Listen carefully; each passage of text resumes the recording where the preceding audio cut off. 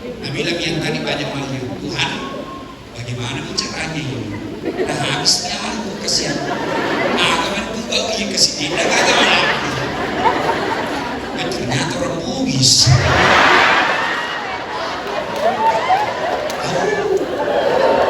Lagu apa mau ketemu? Depan dulu Min. Amin depan Amin. Bagaimana pendapatnya Ustaz? Baik. Dan toleransi itu aja gimana? Mantap. Mantap ya. Satu kata, mantap.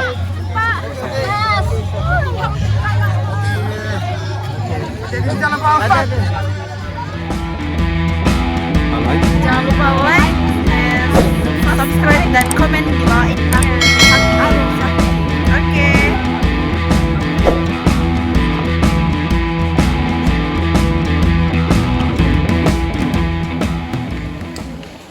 Baik, Bapak Ibu yang dirahmati oleh Allah Subhanahu wa taala, kita masuk ke acara yang telah dinanti, yaitu ceramah agama atau tausiah agama dari Bapak Ustaz Dr. Haji Dasar Latif, SOS. Kepada Bapak dengan hormat silakan.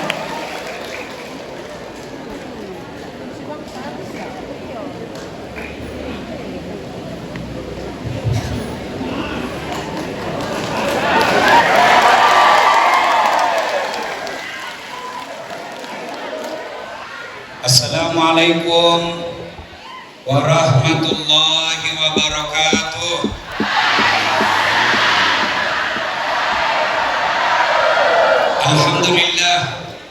Alhamdulillahi rabbil alamin. Wa bihi nasta'inu ala umuri dunya waddin. Asyhadu an la ilaha illallah wa asyhadu anna Muhammadan abduhu wa rasuluh. Allahumma salli ala sayyidina Muhammad wa ala alihi wa sahbihi ajma'in. Amma ba'd. Faqad qala Allah subhanahu wa ta'ala fi kitabil karim. Bismillahirrahmanirrahim. Ya ayyuhalladzina amanu taqullaha haqqa tuqatih wa la tamutunna illa wa antum muslimun.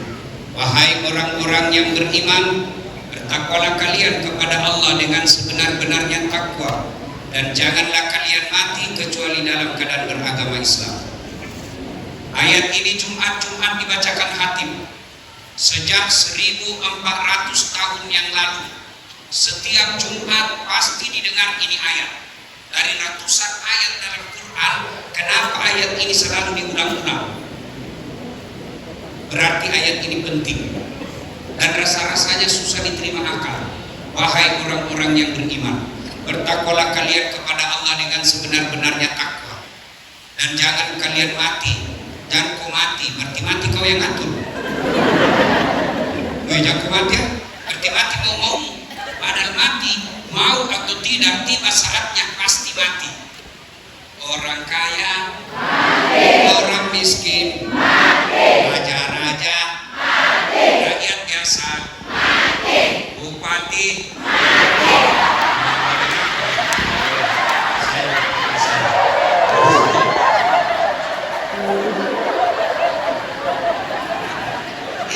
bupati aja mati, presiden mati, anggota DPR mati, artis mati, ustadz mati semua. Berarti saudaraku, ayat ini Allah ingin sampaikan edasan, hati-hati kok. Ketua DKM, pengurus masjid, hati-hati. Kamu ngaku Islam tapi belum tentu kau mati Islam. Ini ayat mau bilang Allah kalau bahasa kita, belum tentu kau mati Islam.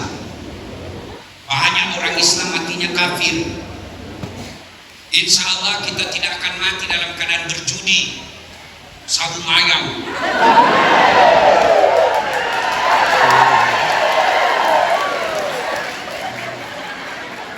Tunggu dulu. Ini gaspol atau rem-rem?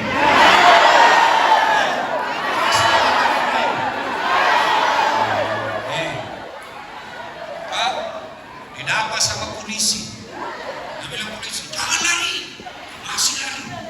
Tinggalkan motornya. Jangan lari, masih lari.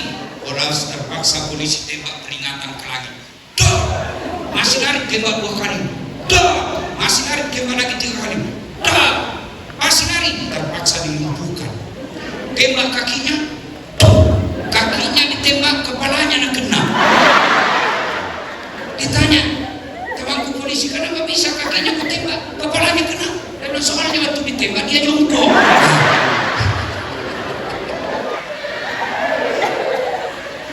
Mati dia dalam keadaan judi.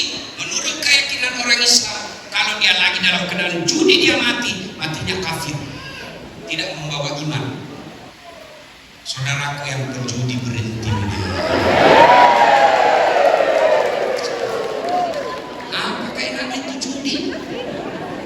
Hah? Itu judi. Menang penasaran, kalah penasaran, menang ketagihan. Nah, bilang sama istrinya, kenapa kau deh? Kalau saya menang ini, ku belikan ke emas.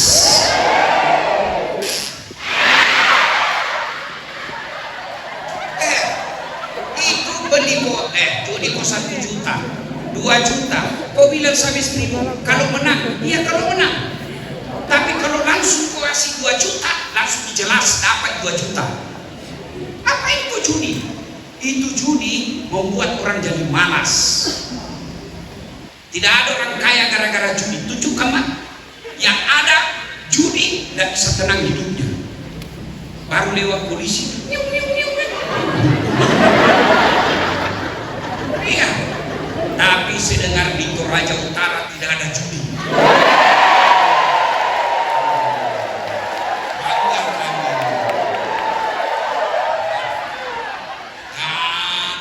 Siapa bilang di Toraja Utara banyak judi? Tidak ada. Sekarang di bawah kepemimpinan Kapolres baru, jangan kau coba-coba. Karena ini judi, kalau polisinya tegas lewat. Tapi kalau dia bilang gampang. Tapi saya dengar Pak Kapolres ini tegas soal judi. Pak, kalau Bapak tidak bisa kasih makmur masyarakat Tanah Toraja dengan kasih uang, kasih penegakan hukum yang tegas. Itu baru hebat.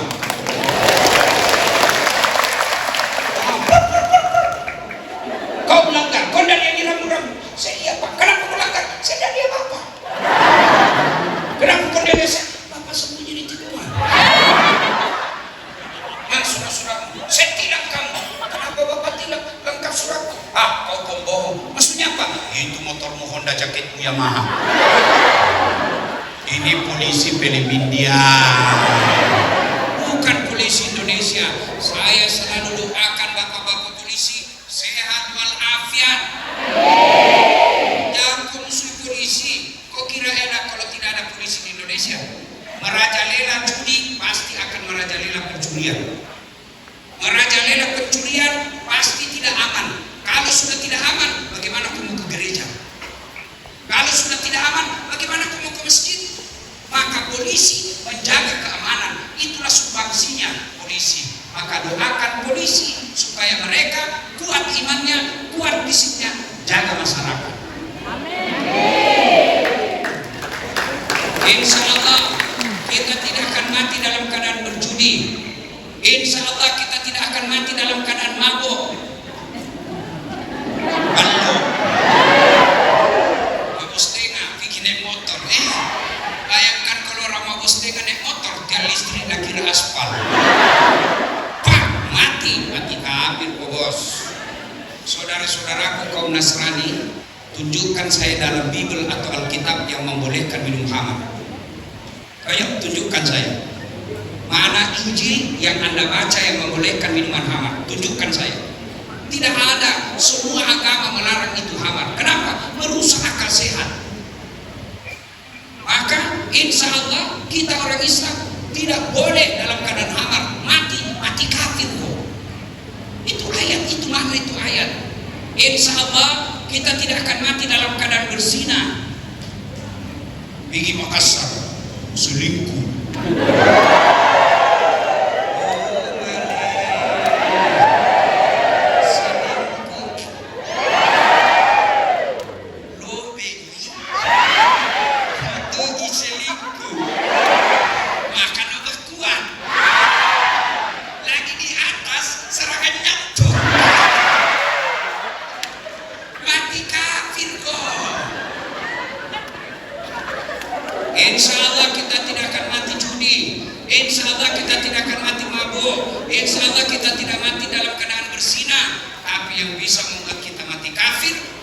hobi akil haram, suka makan haram. Salah satu di antaranya menerima serangan fajar pil caleg dan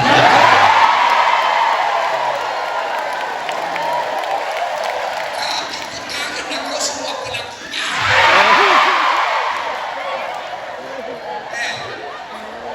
Kau larang bupati korupsi, kau larang pejabat korupsi, tapi kau minta uangnya. Dari mana kau dapat uang? Gajinya bupati lebih banyak gajiku dari YouTube dari gajinya. Tapi kau minta kalau selesai kau pilkada tim sukses baan. Itu semua rusak.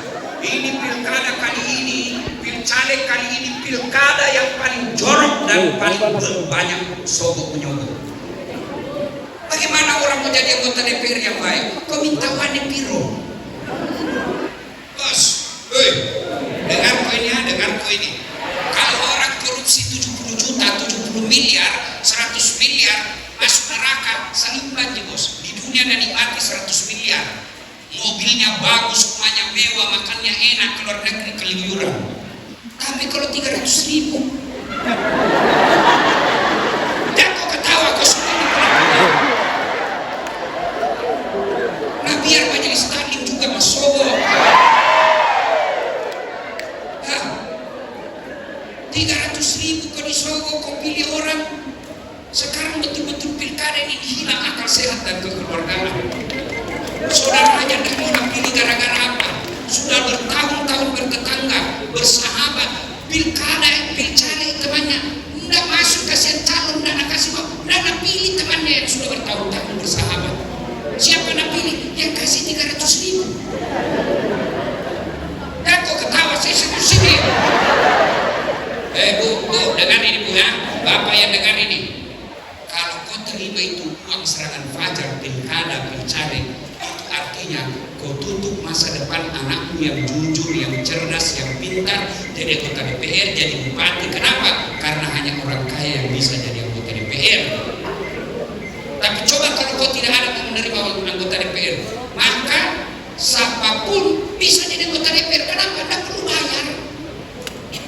Sekarang bayar puluhan miliar, jadi bupati sampai 100 miliar. Bupati 100 miliar, 200 miliar, berujung diperiksa dan dipenjara KPK. 100 miliar uangmu masuk neraka, itu biasanya beleng-beleng.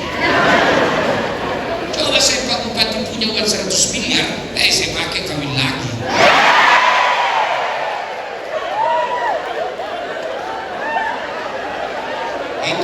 Itu Tommy kelebihannya kami Ustadz dari pendeta. Pendeta saat istrina. Ustadz lompat.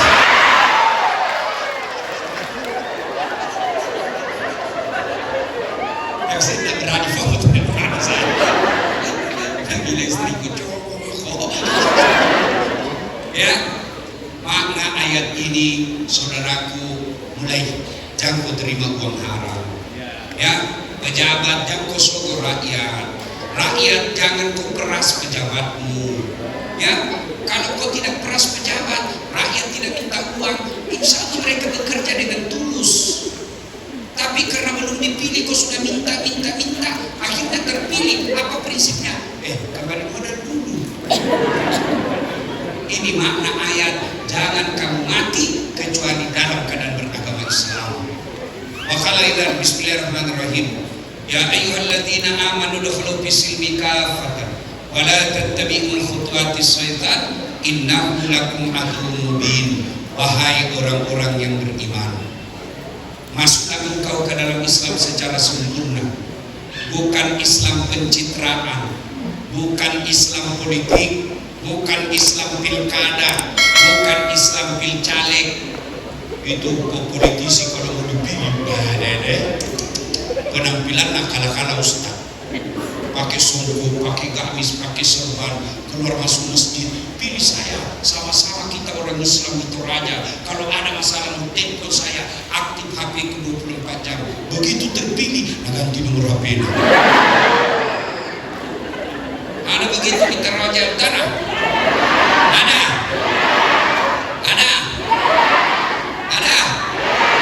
Tidak ada. Pak, jujur ini. Saya ini selalu ceramah tabligh akbar. Memang beda sebelum pilcaleg dan setelah pilcaleg. Kalau sebelum pilcaleg ini calon anggota DPR biar diundang datang, tidak diundang datang tuh menyuruh depan. Sekali terpilih tidak ada lagi. Tapi di Toraja Utara tahu ini semua hadir di kemarin malam saya ceramah di ulang tahun kabupaten, salah satu kabupaten Kalimantan Selatan. Dari 35 anggota DPR-nya, satu yang hadir. 35, satu saja yang hadir. Padahal ulang tahun kabupaten di Toraja tahu, Toraja Utara. Halal bihalal anggota DPR-nya hampir lengkap. Ini makna halal bihalal, Masya Allah. Mudah-mudahan Bapak Ibu yang hadir ini terpilih lagi 5 tahun akan datang. Dan bismillahirrahmanirrahim. Innallaha wa malaikatahu yusholluna 'alan nabi ya ayyuhalladzina amanu shallu 'alaihi wa sallimu taslima. Sesungguhnya Allah dan para malaikatnya berselawat kepada Rasulullah Muhammad sallallahu alaihi wasallam. Maka wahai orang-orang yang beriman, berselawatlah kalian kepada Rasulullah dengan sebaik-baik selawat. Sadaqallahul azim, maha benar Allah dengan segala firman-Nya. Bapak Ibu, saudara-saudara sekalian, istimewa yang kita hormati Bapak Bupati dan Wakil Bupati Tanah Toraja Utara, kemudian yang kita hormati para ulama, Bapak Forkopimda, Pak Dandim, Pak Kapolres, Pak Sekda, Ketua Pengadilan Agama, dan terkhusus tamu spesial kita, Om John Pelinggi. Masya Allah. Aku juga sama istrinya beliau jawabannya bicara biar banyak ngomong. Naik ke Bapak, saudara-saudara sekalian, waktu ringkas. Suatu kali Nabi tanya, Om John, Nabi tanya ini sama sahabat, atadruna anil muflis? Saudara-saudara sekalian, kau tahu tak siapa yang bangkrut nanti di akhirat? Tahu jadi semua bangkrut ibu tahu? Tahu bangkrut tahu? Sosbi. Sahabat bilang, yang tidak sholat ya Rasul. Oh, dia sholat, bahkan sholat sunnahnya baik. Yang tidak puasa Ramadan ya Rasul. Oh, dia puasa Ramadan, Senin Kamis juga dia melaksanakan. Oh, yang tidak bayar zakat ya Rasul, dia bayar zakat, harta dan fitrahnya dia keluarkan zakatnya. Yang tidak haji ya Rasul, dia haji, bahkan selalu pergi umroh. Sahabat bertanya, kalau begitu siapa yang berbangkrut ya Rasul? Nabi menjawab, jarusu wahatiur rahim, tetangga yang jahat sama tetangganya dan yang memutuskan tali persaudaraan. Sahabat heran, ya Rasul, bagaimana dia bisa bangkrut? Dia sholat, dia puasa, dia zakat, dia haji, kok bisa bangkrut? Apa bagus ini amalnya? Kata Nabi, hablum minallahnya memang baik, hubungannya kepada Allah memang bagus, tapi saya hubungannya kepada manusia jelek. Akhirnya nanti di akhirat habis amalnya untuk membayar dosanya kepada manusia. Nabi lalu melanjutkan lagi, ketika dia setor sholatnya, ya Allah, ini sholatku 30 tahun tidak pernah lepas. Datang tetangganya, tunggu dulu, saya pernah satu kantor itu di Toraja Utara. Nah, fitnah kan kasihan, katanya mobilku hasil korupsi. Akhirnya saya tadi kepala dinas dinonjokkan menjadi staf ahli yang tidak ada stafnya. Tadi saya kepala dinas, karena fitnahnya saya korupsi, saya menjadi staf ahli. Tidak ada kerjaku kecuali pergi ngopi pagi-pagi gara-gara fitnahnya ini. Lalu Allah berfirman, kalau begitu ambil sholatnya itu yang 30 tahun. Sudah berapa habis amalnya Bu? Sholatnya sudah habis itu 30 tahun. Datang lagi tetangganya, tunggu dulu, saya juga pernah itu tetangga, sama-sama kamar caleg. Nah, fitnah kak, katanya anakku yang keriting rambutnya bukan anaknya suamiku, karena suamiku lurus rambutnya. Nggak percaya, suamiku orang Toraja, kenapa mukanya seperti Cina? Itu Bapak Bupati yang kuat. Gara-gara fitnahnya itu habis, saya sudah jual gedong, sudah jual sawah, jual rumah, caleg, habis kasihan hartaku gara-gara fitnahnya itu. Allah bilang, ya sudah, Kalau begitu, ambil puasanya. Sudah mimpi. Habis sholatnya itu, habis puasanya. Ya setor lagi. Ya Allah, ini zakatku. Datang lagi tetangganya, tunggu dulu. Pernahkah tetangga itu? Nah, seluruh pagarku. Nah, ambil tanahku 30 cm. Gara-gara tanahku diambil 30 cm, saya tidak punya bor. Setiap hujan pasti masuk banjir rumahku. 30 tahun saya menderita kebanjiran gara-gara dia. Saya mau lapor kemana polisi. Saya mau lapor sepupu polisi. Mas Rama. Allah berfirman, oh jelek tuh sifatnya ini. Sudah, ambil itu puasanya, ambil zakatnya. Habis sholat habis, puasa habis, zakat habis. Nah, setor hajinya. Ya Allah, ini hajiku. Datang lagi, tunggu dulu. Pernah tahu nggak fitnah itu? Nah, sakiti kah? Nah, usir kah orang gara-gara dia itu? Bilang, oh masih ada, sudah habis sholat, habis puasa, habis zakat, habis haji, masih ada orang yang datang. Saya juga pernah disakiti itu, pencemaran nama baik. Saya melapor, tidak diterima laporanku. Saya malu satu kampung, saya tinggalkan kampung halamanku gara-gara kelakuannya itu. Nah, bilang yang tadi banyak malnya, Tuhan, bagaimana caranya ini? Nah, habisnya aku kasihan. Agama itu bau yang kasih tindak agama lagi. Nah, ternyata orang Bugis.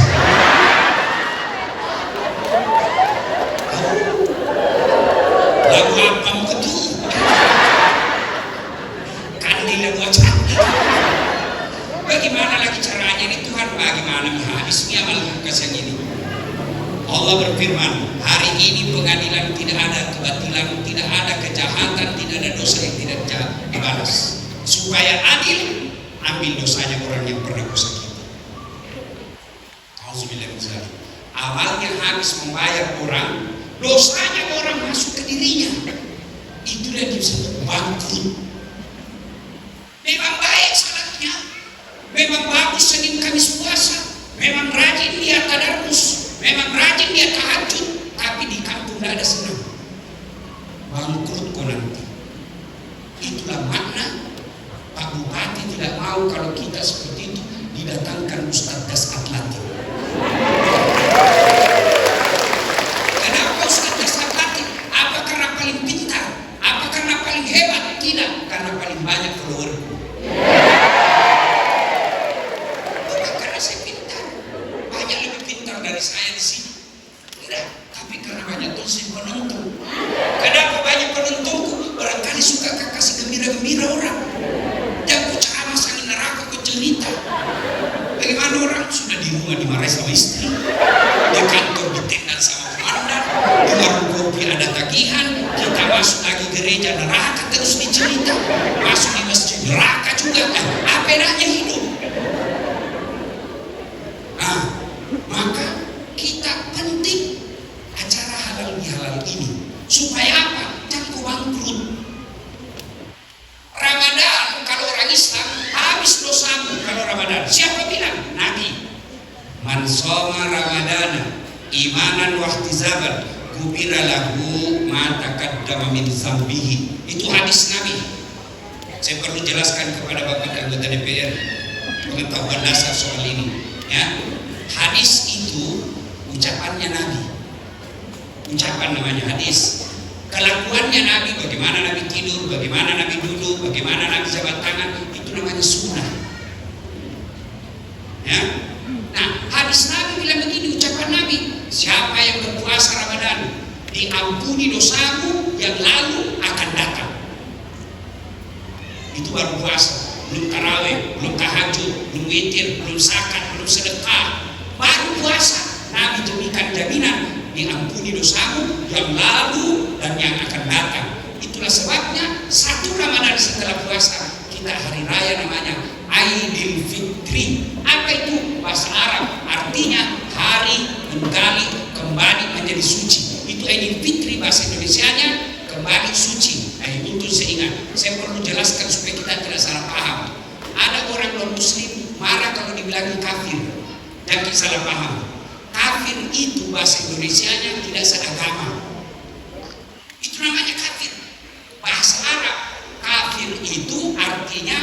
tidak seagama, atau lebih halusnya non muslim.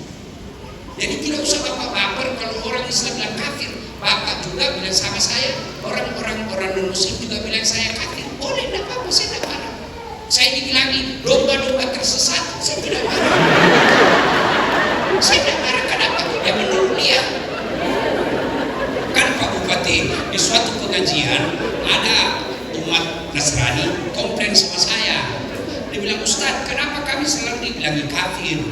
Saya jelaskanlah, kafir itu bukan kasar. Kafir itu bahasa Arab artinya yang menyembunyikan. Apa disembunyikan? Dia menyembunyikan keimanan kepada Allah dan Rasul Muhammad. Itu maknanya. Non Islam bahasa Indonesianya. Tapi saya tidak marah. Bapak sebut saya sebagai domba-domba tersesat. Jadi tidak marah. Padahal mestinya saya lebih marah karena sudah domba tersesat lagi. Tapi saya tidak marah, Pak. Tidak marah saya. Ya, salah yang begitu jangan baper. Ya, nah sudah.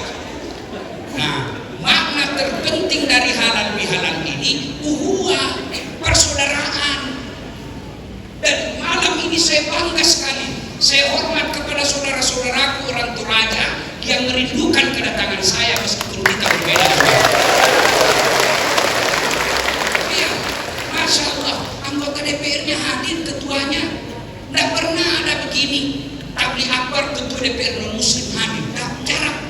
Hanya ada di Toraja Utara. Ini yang mesti kita pelihara. Nah sekarang, ya, makna terpenting halal bihalal, Pak Bupati, Om John, halal bihalal itu bahasa Arab. Halal bihalal. Hebatnya, halal bihalal bahasa Arab tidak ada di Arab. Udah itu ketua, ya. Itu halal bihalal bahasa Arab, tapi tidak ada di Arab. Ini hebatnya Indonesia, Pak. Bukan cuma jago korupsi, jago juga bikin acara. Halal bihalal bahasa Arab yang artinya menghalalkan yang tadinya tidak halal. Bahasa Parisnya si halalaku. Paris itu Dewan, Pare-Pare dan sekitarnya. Si halalakan, saling menghalalkan. Tidak ada gunanya halal bihalal di sini kalau kita keluar masih ada dendam di antara kita. Tidak ada gunanya kita halal bihalal, habis anggaran, habis waktu, kita datang di sini masih sakit hati. Tidak ada gunanya. Halal bihalal sudah ini kita saling bersilaturahmi menghalalkan yang tadinya sakit hati. Nah, berkaitan halal bihalal, intinya persaudaraan. Mager nasi salah-salah tahu nih. Makanya sikat di tahu. Nah, kenapa orang bertengkar? Satu, perebutan kekuasaan. Pilpres, orang mau jadi presiden, dia bersebuku baku musuh. Film-film. Pilpres sudah selesai, sampai sekarang masih ada baku musuh. Masih ingat waktu Pilpres 2019? Pilpres 2019 siapa yang bertanding? 2019 Bapak Joko Widodo melawan Bapak Prabowo. Iya toh? Iya. Siapa yang menang? Bapak Joko Widodo. Siapa menterinya? Prabowo. 2024 siapa yang bertanding? Bapak Prabowo lawan Anies Baswedan. Siapa wakilnya Anies Baswedan? Siapa wakilnya? Muhaimin Iskandar. Siapa yang menang? Bapak Prabowo. Siapa menterinya? Kalian bertengkar sampai sekarang apa kau dapat? Kalau tim sukses Pak Cambo wajar menjadi menteri. Kamu bertetangga, sama-sama kau di pasar kerja, bertetangga kok bertahun-tahun bersahabat di grup WhatsApp, beda pilihan, kamu baku musuh, itu aslinya romo. Ya, sudah pilpres, pilcaleg, sudah pilcaleg, pilkada.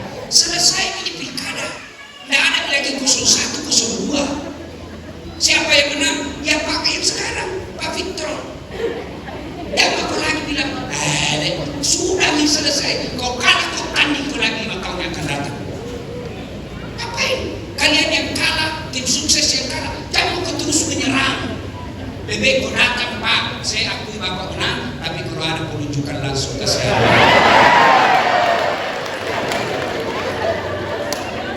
Iya begitu.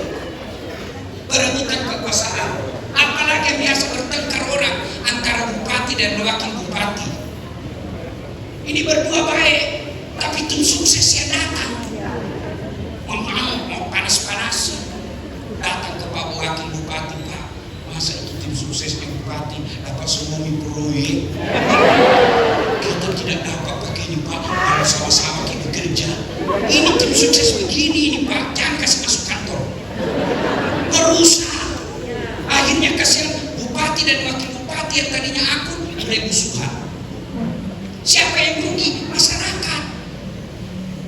Namanya wakil, ya wakil. Mau cepat jadi bupati, selesai pintu baru petani. Bapak tadi bilang gaspol. Kasihan itu, kasihan. Ada bupati, wakil bupati, baru 6 bulan dilantik aku musuh. Kecewa pendukung. Siapa yang rugi? Siapa yang kasihan? ASN. Dia tidak mau tahu mau loyal kemana. Masuk ke ruang bupati, mari wakil. Masuk ke wakil, mari bupati. Masuk ke sekda, mari juga. Bingung. Maka sebaiknya boleh berbeda pilihan, jangan bertengkar. Kekuasaan penyebab orang putus persaudaraan. Kekuasaan ini ada batasnya. Paling lama 5 tahun. Yang kedua, penyebab putusnya persaudaraan setelah perebutan kekuasaan, apalagi sombong, kesombongan. Apa itu sombong? Pak John Palinggi, Pak Bupati pakai baju mahal, sombong. Belum tentu, yang berusaha. Beliau pakai krokodil, cabuaya. Kalau saya tidak salah mereknya unjungnya, cabuaya kan, krokodil namanya. Itu katanya Bu, kalau asli kepalanya menghadap ke dalam, kalau palsu menghadap ke luar. Cabuaya darat. Ya. Pak Bupati, Pak Wakil, Pak Kapolres, Pak Onjon, anggota DPR, pakai baju mahal, ya wajar, ada uangnya. Sombong, belum tentu. Ibu-ibu yang ada mas, pakai itu mas, namanya perhiasan. Kalau perlu lipat di sini. Namanya perhiasan, harus dilihat, bukan perhiasan kalau di kantong. Sombong, belum tentu. Kapan dia sombong? Meremehkan orang yang tidak punya. Itu sombong. Pak Bupati pakai baju, pakai sepatu mahal, sombong, belum tentu. Rezekinya orang. Takut cemburu.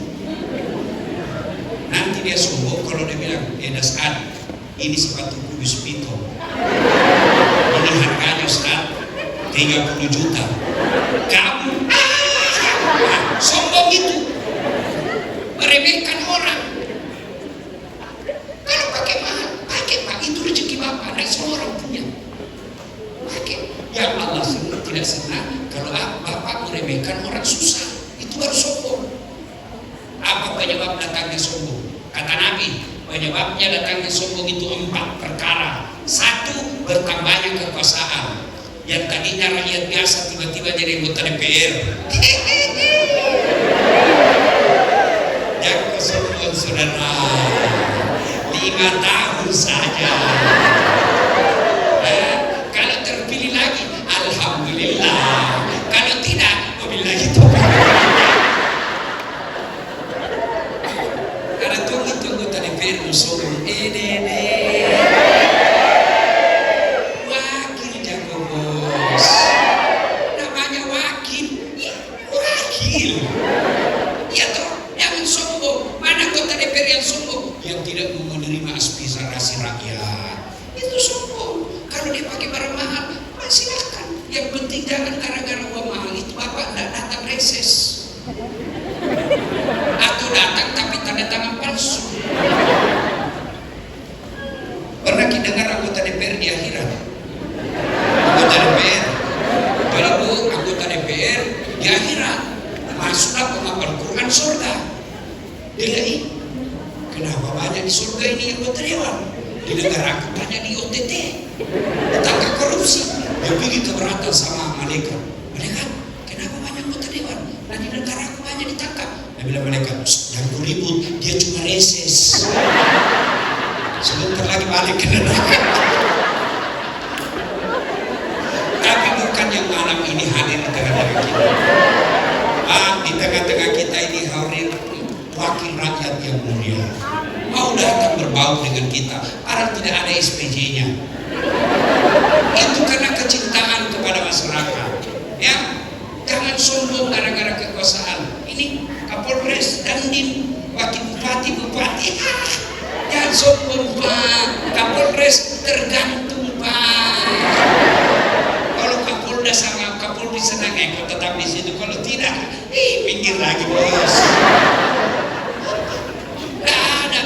Ini Ustaz mau sombong. Satu, kekuasaan orang bisa sombong. Yang kedua, bertambahnya ilmu. Kau sombong. Itu Pak Bupati tadi sebut nama aku banyaknya gelarnya. Doktor Das Ahlatif, SOS, SAG, MSI, PhD. Yang kau sombong gara-gara ilmu. Allah marah, nak kasih pikun kau. Sampai sekarang belum ada obatnya pikun. Ada orang banyak sekali gelarnya. Begitu mau pensiun diprotes sama istrinya. Pak, biasanya kalau kau mau pergi mengajar kau cium jidatku. Ini sudah hampir 2 minggu tidak pernah kau cium saya. Dalam hati suaminya, astagfirullah. Berarti siapa sih cium saya?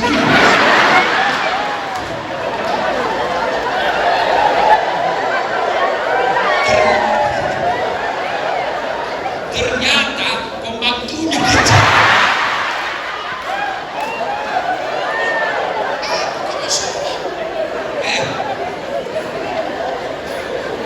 Ada Ustaz sombong, ada Ustaz sombong, banyak. Mana yang tidak mau menerima perbedaan pendapat? Ada itu Ustaz seolah-olah dia panitia hari kiamat. Masuk neraka, kau punya neraka. Ceramahnya mulai salam pertama sampai terakhir neraka terus dicerita. Kau dibanting, dilipat, ditusuk pantat. Ada juga begitu. Ini bid'ah, maulid bid'ah, Isra Mi'raj bid'ah, halal bihalal bid'ah. Kenapa? Tidak ada pada zaman Nabi. Kalau alasanmu tidak ada pada zaman Nabi, biar kau ikut ke tanah suci. Tidak pernah Nabi naik pesawat pergi tanah suci Mekah. Naik apa? Naik onta. Pakai onta dan makannya.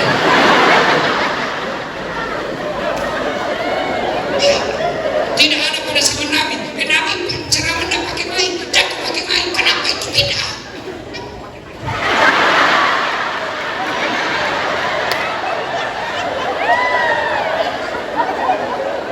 Maksudku saya kok, kalau berbeda pendapat kok, silakan lakukan apa yang kamu percaya. Jangan kau hina orang yang tidak sepercaya dengan kau. Jangan kau hina Tuhan-Tuhan orang. Jangan kau hina cara beribadahnya orang. Masing-masing punya. Kalau kau hina Tuhannya orang, kau hina cara beribadahnya orang, dia akan membalas. Akhirnya kita saling baku hina. Apa yang mau dicapai? Dalam dakwah Islam saja itu, sholat aja sudah kita ditunjukkan banyak berbeda. Maka kalau ada ustaz tidak mau menerima perbedaan, pasti itu ustaz jarang baca buku. Coba lagi. Saya kasih lihat ke contoh. Pak Bupati, itu orang kalau sholat selesai takbir, macam-macam meletakkan tangannya. Allahu Akbar. Begini pertama. Itu ada dalilnya. Ada. Allahu Akbar. Ada begini, antara dada dengan pusat. Yang ketiga, Allahu Akbar di atas pusat. Allahu Akbar di bawah pusat. Lagi. Bukan di bawah sekali. Yang kelima, Allahu Akbar lurus. Itu ada semua dalilnya. Mau kau begini silahkan. Allah tidak lihat kau mau bagaimana. Mau begini silahkan, sah. Mau begini silahkan. Mau begini silahkan. Mau begini juga silahkan, sah. Yang mana tidak sah Ustaz? Kalau kau pakai semua. Allahu Akbar.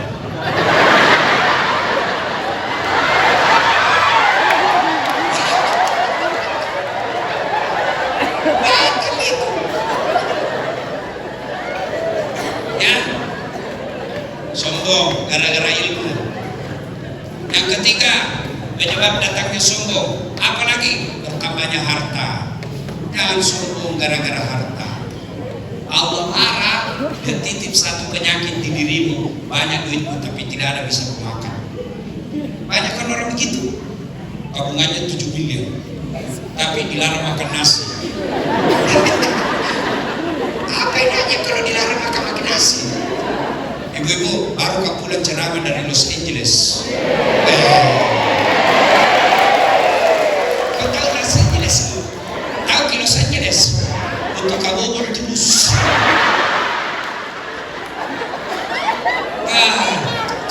Di Los Angeles dikasih roti terus makan. Saya bilang sama panitianya, bos, carikan saya nasi. Ini berubis. Biar aku kasih ke satu baskom nasi nggak goyang perutku. Carikan nasi. Baru 1 minggu saya tidak makan nasi, stres. Ada orang 7 miliar banyak dilarang makan nasi, dilarang makan daging, dilarang makan pedis, dilarang makan garam, dilarang makan gula, dilarang makan daging. Apa yang bisa makan? Ubi rebus. Itu kalau Allah marah. Duitnya banyak, tapi dia bilang dokter, Pak, selama Bapak aktif ini di kantor tidak pernah kena matahari. Pak, kalau bisa jam 7 sampai setengah 8 atau setengah 9, Bapak jemur diri jalan-jalan, Pak ya, jangan pakai baju. Supaya kena matahari kulitnya, Pak. Pakai celana pendek juga, Pak ya, supaya kena semuanya. Jangan pakai peci. Terakhir jangan pakai sandal. Jam 7 keluar lah di kompleks, jalan-jalan dan pakai sandal. Apa bedanya sama gembel? Ayo, jangan sombong gara-gara harta. Yang keempat, bertambahnya popularitas. Seperti nasihat Latin. Mau kesombong Ustaz? Saya bisa jadi penceramah karena ada penonton. Mana bisa saya ceramah kalau tidak ada penonton? 2 jam saya di sini berapi-api ceramah, tapi tidak ada yang lihat. Lega Pak John paling sudah lama sakit Pak Ustaz. Iya kok. Apa yang kita mau sombongkan? Jangan sombong. Satu saja yang boleh sombong, Allah Subhanahu wa Ta'ala. Maka dalam Asmaul Husna, nama-nama Allah dari 99 nama Allah, salah satu nama Allah namanya Al-Mutakabbir, yang maha sombong. Kenapa? Karena hanya Allah yang tak terbatas. Apa yang kita mau sombongkan gitu? Ada teman setan, kata Allah dalam hadits qudsi, dari 10 teman setan, satu di antaranya adalah ghaniyun mutakabbir, orang kaya yang sombong. Kaya jabatan sombong, temannya setan. Kaya harta sombong, temannya setan. Kaya kecantikan sombong, temannya setan. Kaya kekuasaan sombong, temannya setan. Tapi kalau orang kaya, orang cantik, orang terkenal, pejabat sombong, orang masih maklum. Kenapa? Kaya, pejabat, populer, cakap, banyak kenal, masih wajar. Tapi kalau kau sudah jelek, tidak terkenal, pengangguran, tidak jelas kerjamu, bau ketekmu, mau kau sombong lagi. Kau bukan temannya setan, kau sudah jadi setan celaka. Maka keluar dari lapangan ini, keluar dari gedung ini, jangan lagi ada rasa sombong di antara kita. Kalau sombong kita remehkan orang, barangkali dia tidak lawan, lambat laun dia akan jaga jarak sehingga tidak pernah ketemu. Maka pada saat tidak mau ketemu lagi, putus persaudaraan. Nah, yang berikutnya yang menyebabkan orang waktu salah-salah bercerai-berai, sakwa sangka, sangka buruk. Kenapa itu? Dulu waktu macale, nasapannya mama selalu kita sapa. Sekarang ketemu ki dan asapa maki, jangan salah, barusan dioperasi matanya. Saka baik. Orang di jalan tiba-tiba buru-buru, wih, nah, air di tanah, nah, kena baju kak. Saka baik. Oh, buru-buru kesan ditelepon istrinya suruh cepat pulang. Karena itu mama-mama itu ras terkuat di bumi. Paling menjengkelkan itu kalau langsung cepat pulang suaminya baru ketawa. Pulang kok cepat. Kemudian pulang kok. Sudah ada tutup tempo berarti.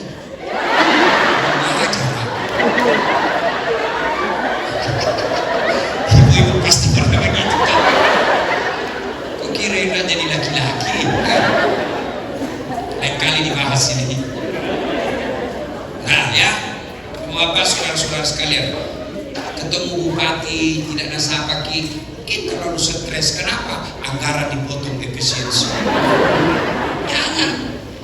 Jangankan dalam rumah, dalam satu kabupaten kantor, satu rumah saja kalau sangka dalam rumah Anda bahagia orang. Istri sangka terus sama suaminya, tidak mungkin kok bisa bahagia. Baru pulang suaminya, kenapa ada bau cewek ini? Kan jual parfum. Sangka buruk terus. Kalau kau sangka buruk, pasti tidak bisa kau bahagia. Coba kalau kau sangka baik, telepon suamimu pagi-pagi dan diangkat, oh lagi sholat duha. Telepon siang dan dia jawab, oh lagi sholat duhur di masjid. Telepon jam 2 dan dia jawab, berarti tidak lupa HP-nya ini. Telepon lagi jam 3, akhirnya lupa betul HP-nya. Masuk WhatsApp temanmu, lihat suamimu bonceng cewek cantik sekali. Oh berarti mak gojek ini suamimu. Itu karena perasaan.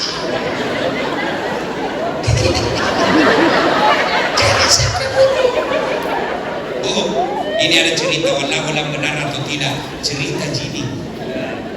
Ada orang suami istri 5 tahun nikah sama suami, tidak punya anak. Di tahun ke-6 dia pergi ke ahli kandungan, periksa. Dia bilang dokter, oh alhamdulillah ibu sudah terlambat 2 bulan. Baik, senang suami istrinya. Nanti telepon suaminya, Pak, alhamdulillah saya sudah terlambat 2 bulan. Kata suaminya, alhamdulillah, tapi tolong jangan cerita ke malu kita kalau tidak jadi lagi. Iya Pak, rahasia bersama. Iya, jangan cerita-cerita ya. Iya, rahasia bersama. Beberapa hari kemudian datang petugas PLN di rumahnya nih Bu.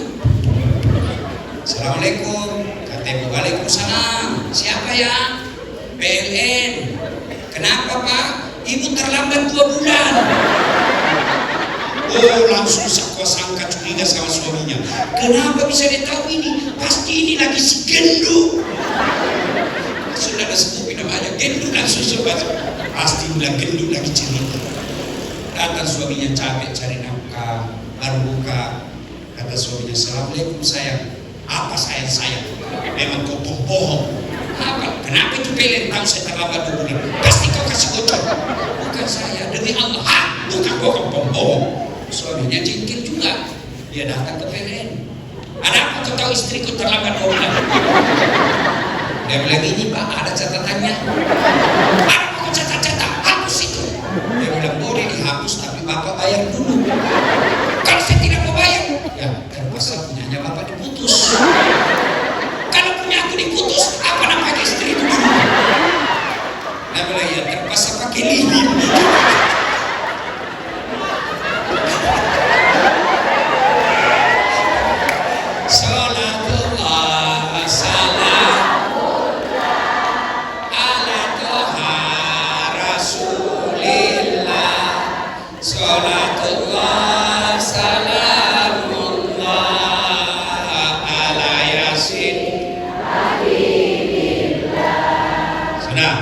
Penyebab putus persaudaraan: 1. Perebutan kekuasaan, 2. Sombong, 3. Sakwa sangka, 4. Serakah. Serakah itu lebih bahaya dari pelit. Kalau pelit tidak mau diambil banyak, tapi serakah sudah tidak mau diambil, dia ambil barangnya orang. Itu serakah itu, dan biasanya itu banyak di kantor dinas.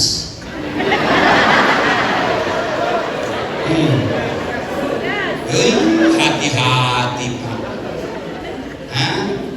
Pak Bupati, mumpul saya ingat ini. Hati-hati milik kepala dinas Pak.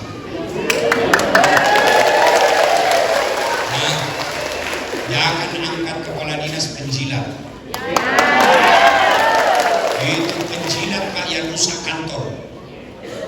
Ya, itu waktu Nabi Isra Mi'raj ada beberapa sifat-sifat buruk, kan banyak sekali tuh ribuan sifat buruk. Kenapa hanya belasan yang Allah perlihatkan? Karena sifat buruk belasan itu yang bahaya. Satu di antaranya penjilat. Kenapa ini penjilat bahaya? Bisa merusak kantor. Bodoh jadi kepala dinas hanya karena penjilat. Ya Pak, siapa? Itu.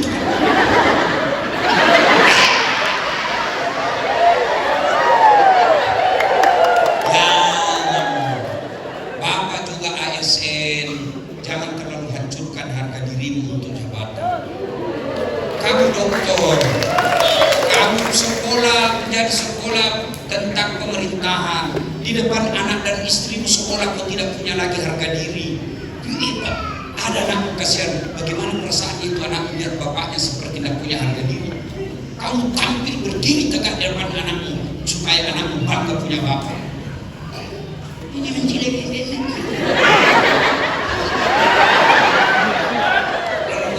Ini buang. Sudah, jangan pilih mereka Pak. Bapak kalau mau sukses memimpin, pilih pegawai yang betul-betul ya. Kalian juga kalau tidak sudah diuji kau tidak lulus dan kau sangka buruk, berarti bukan di situ tempatmu yang baik. Saya sering alami bersangka buruk kepada Tuhan tidak ada baiknya. Sangka buruk kepada hidup ini pasti membuat hidupmu gelisah. Oh begini, saya pernah ibu kan daftar tentara. Waktu saya tamat SMA, motornya jadi akapri. Nggak lulus gara-gara ceper.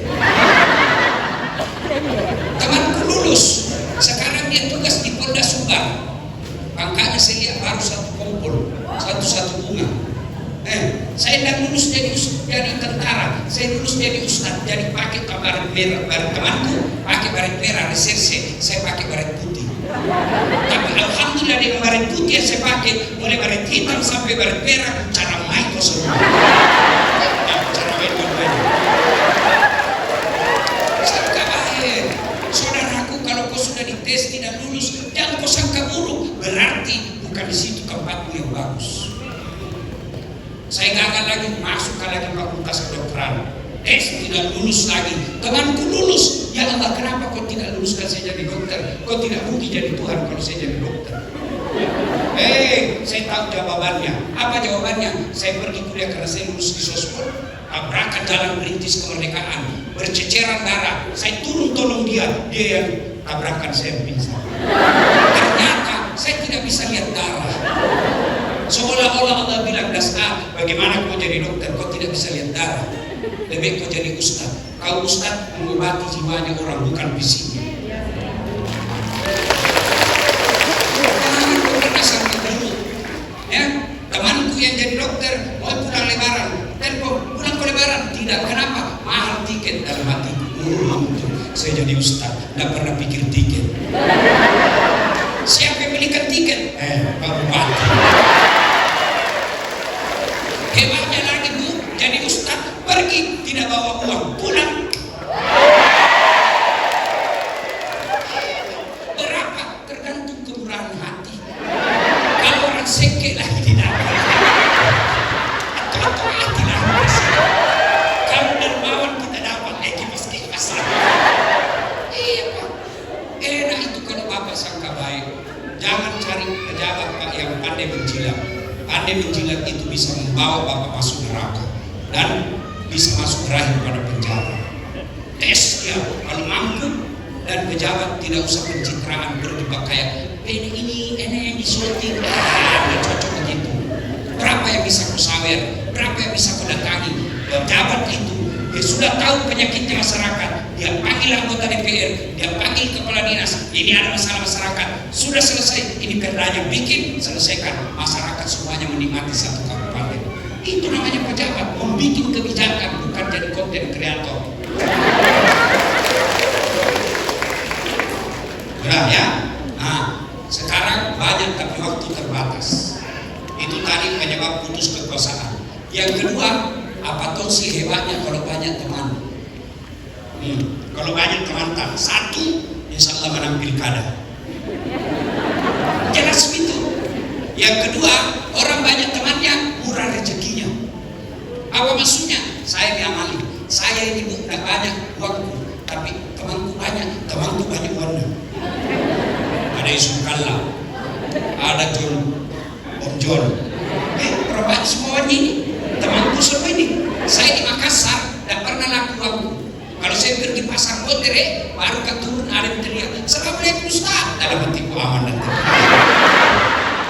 Ya, ada isi sayur, ada isi berapa sih? Ajar Ustaz, dah enak kalau lupa-lupa nih. Jangan maki Ustaz, tidak enak kan tangan aja.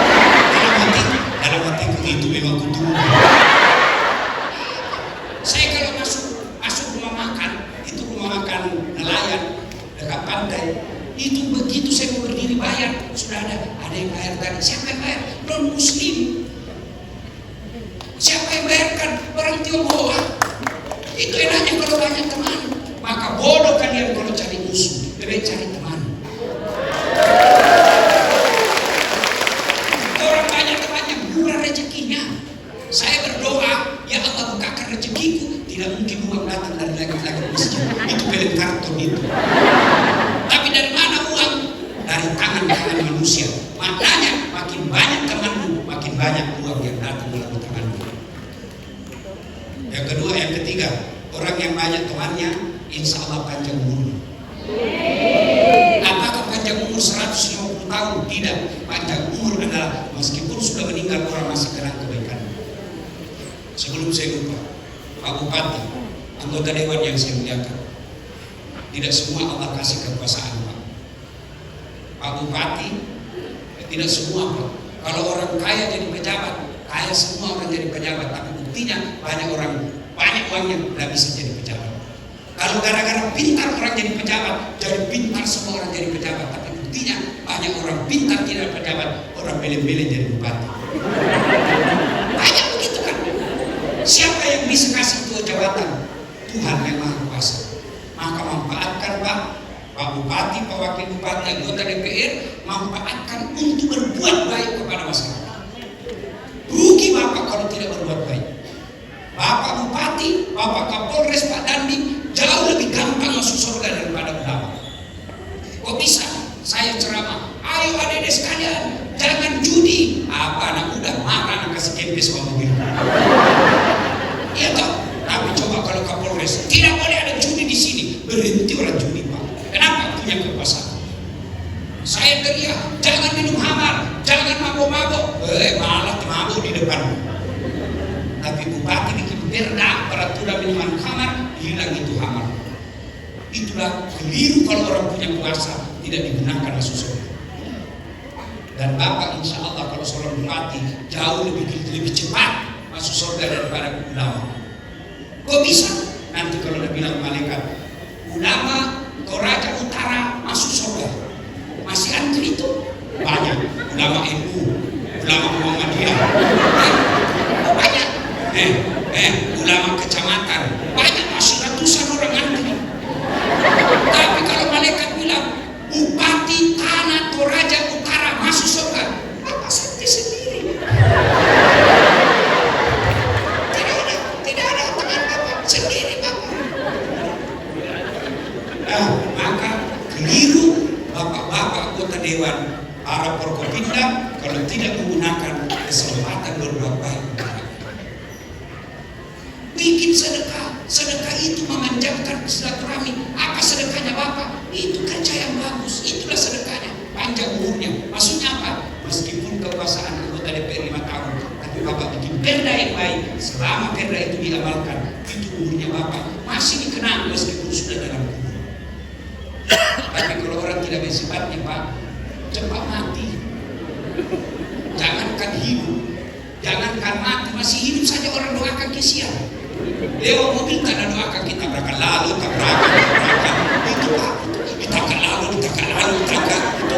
Maka orang yang banyak temannya panjang umur. Nah, Bapak Ibu saudara-saudara sekalian, poin ketiga, setelah penyebab putus silaturahmi, orang era silaturahmi banyak keutamaan. Yang ketiga, bagaimana cara menyambungkan yang sudah terlanjur putus.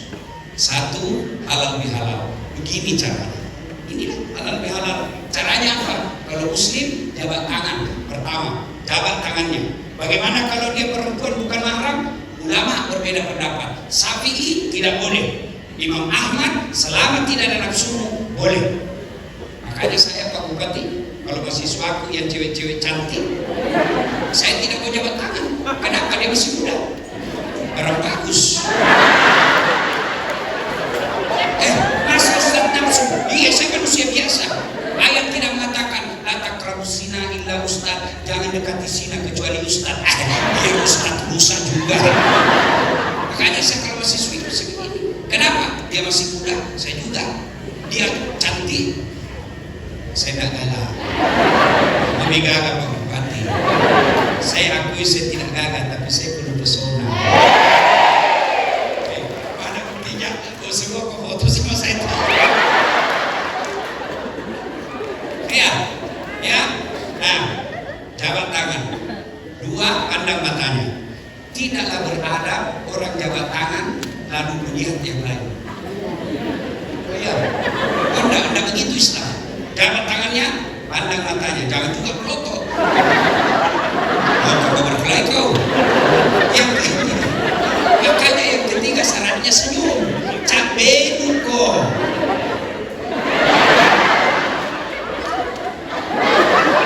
Apalagi menerima telepon, nggak boleh itu begitu, nggak ada namanya, bukan Islam itu begitu. Jabat tangan, pandang mata, senyum, 4 selawat. Allahumma sholli ala sayyidina Muhammad wa sallam. Yang kelima ini agak berat. Sebut judulnya dosa. Jadi bapak-bapak kalau minta maaf sama istri, sebut judulnya. Jadi bu, kalau suamimu minta maaf suruh sebutin. Dia bilang Ustaz dasar sebut judulnya apa? Dia bilang suaminya marah kok nanti. Enggak apa? Sebut kok apa? Enggak marah kok enggak. Jadi kok enggak marah? Iya, enggak marah aja. Maafkan saya bu, kenapa? Waktu ku dinas di Manado ada perempuan mirip sekali bu. Saya hilap ibu. Dia bilang istrinya, saya maafkan bu, karena kau waktu pergi juga saya hilap di belakang.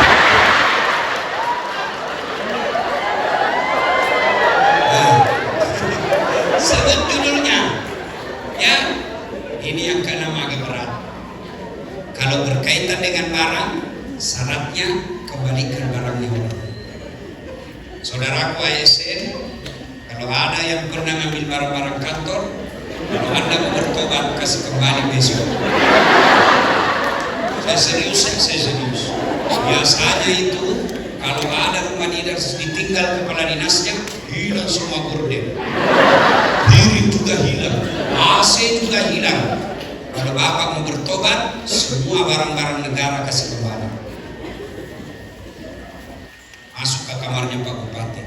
Pak Bupati maafkan saya. Kenapa deh? Karena dulu ada hilang laptop. Ya enggak tahu saya ambil, kurang ajar. Jadi maafkan saya, Pak, saya ngambil. Kata Pak Bupati, saya maafkan kau, kasih kembali itu ya Pak. Bapak-bapak yang pernah ngambil barangnya orang, kasih kembali. Kalau kau tidak kasih kembali, ajal menjemput. Di akhirat bagi kita orang Islam ada 6 rukun Islam. Satu di antaranya percaya kepada hari akhir. Dan hari akhir disebut hari pembalasan, di mana ditimbang semua amal. Kalau Bapak tidak kembalikan sebelum meninggal, maka semua barang yang pernah Bapak ambil disuruh bikul. Motor, itu sebayangkan itu yang pejabat korupsi mobil, disuruh bikul. Misalnya punya korupsi kursi, meja, kan ada itu ditulis inventaris kantor pemerintah Toraja Utara, ada di rumahnya. Kasih kembali besok. Begitu enggak, Bapak meninggal disuruh pikul. Lewat security, Satpol PP. Bapak boleh ambil. Saya dipecat. Jadi hati-hati. Jangan kasih kembali. Itu makna halal bihalal, kembalikan barang-barang negara. Kalau Bapak tidak kembalikan, tidak ada gunanya berhalal bihalal. Bapak Ibu saudara-saudara, pada akhirnya halal bihalal pelaksanaan dari ayat wa'tasimu bihablillahi jami'an wa la tafarraqu. Berpegang teguhlah engkau kepada tali persaudaraan agama Allah dan janganlah engkau bercerai-berai. Dan Nabi menjelaskan dalam hadisnya, umatku itu seperti badan ini. Coba lihat badan ini. Tangan kanan gatal tanpa disuruh kiri yang garuk. Tangan kiri yang gatal tanpa diundang kanan yang garuk. Gatal dua-duanya kerja sama.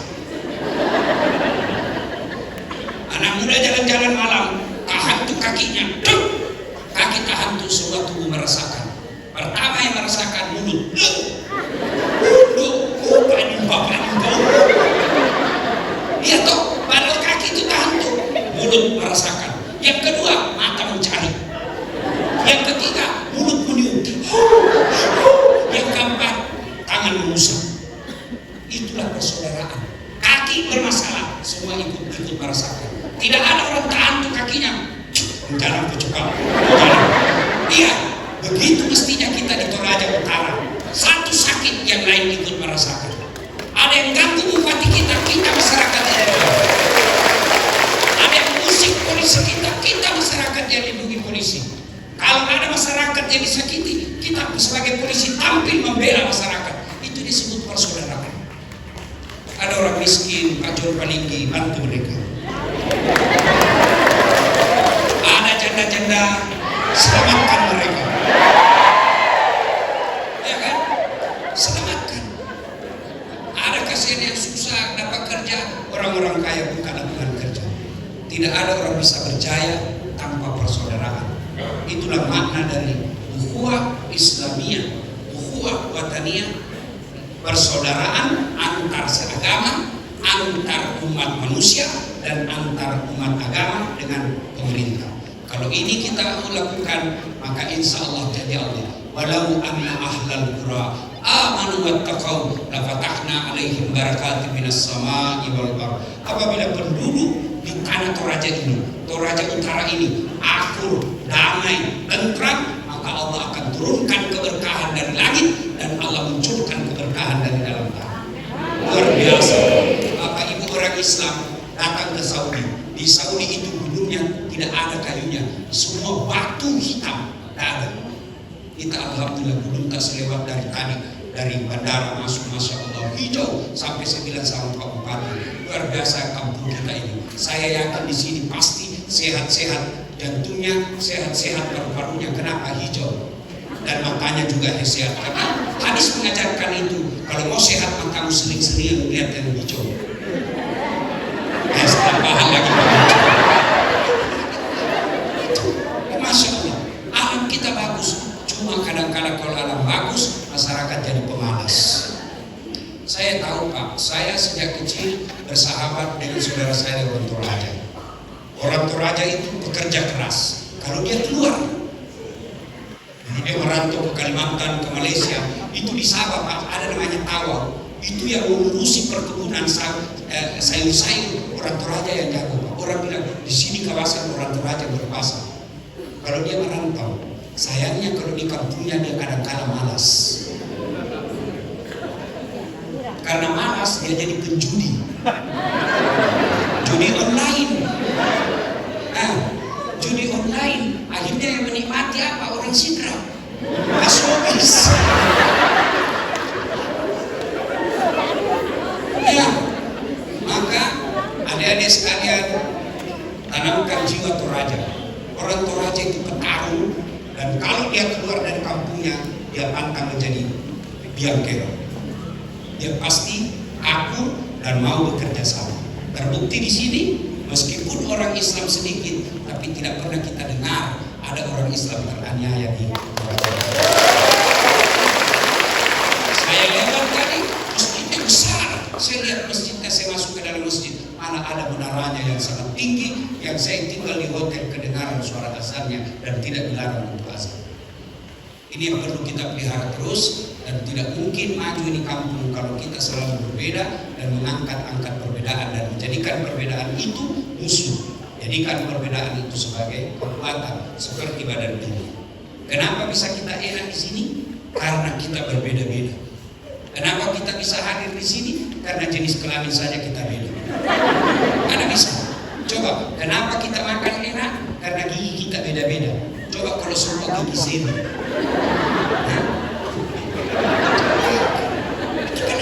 Enak. Kenapa enak makan? Karena beda-beda gigi. Coba kalau semua gigi geraham, bagaimana makan sayur?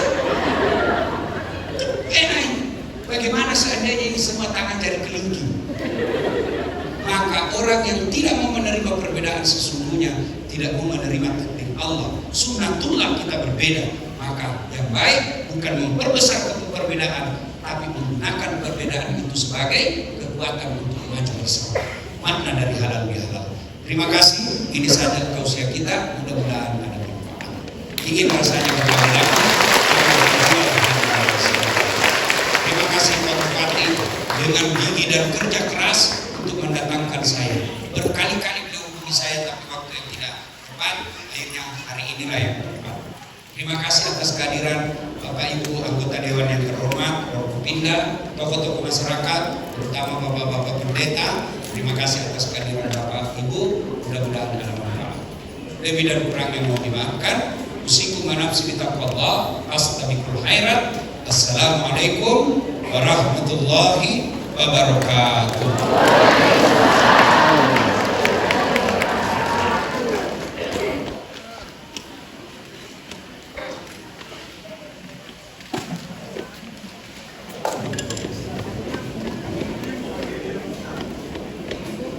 Ya, tabarakallah. Kita beri aplaus yang meriah kepada Pak Ustaz Dasar yang betul-betul super dahsyat malam ini memberikan tausiahnya kepada kita. Dan memetik sedikit tausiah dari Pak Ustaz bahwa semoga kita yang hadir pada malam ini menjadi golongan yang atau dijauhkan dari golongan yang bangkrut, quote-unquote, dan menjadi golongan yang melimpah tabungan amal dan ibadahnya. Amin Bapak Ibu.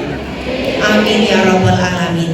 Dan sekali lagi kami mengucapkan terima kasih kepada Pak Ustaz yang telah memberikan tausiah yang sangat dahsyat malam ini. Dan mohon berkenan kepada Pak Ustaz untuk berfoto bersama dengan Bupati Toraja Utara, juga dengan segenap jajaran Forkopimda dan segenap jajaran Eselon 2, juga kepada para tokoh agama untuk berfoto bersama Pak Ustaz. Dimohon dengan hormat.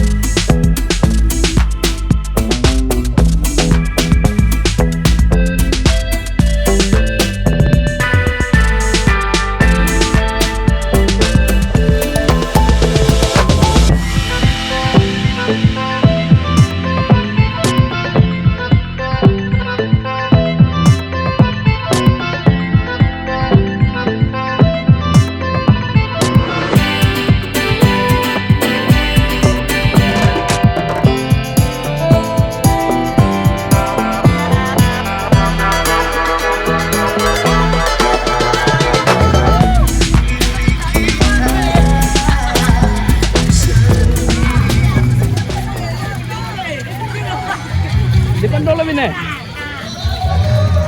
depan Amin. Bagaimana pendapatnya Ustaz? Baik. Dan toleransi itu aja gimana? Mantap. Mantap ya. Satu kata, mantap.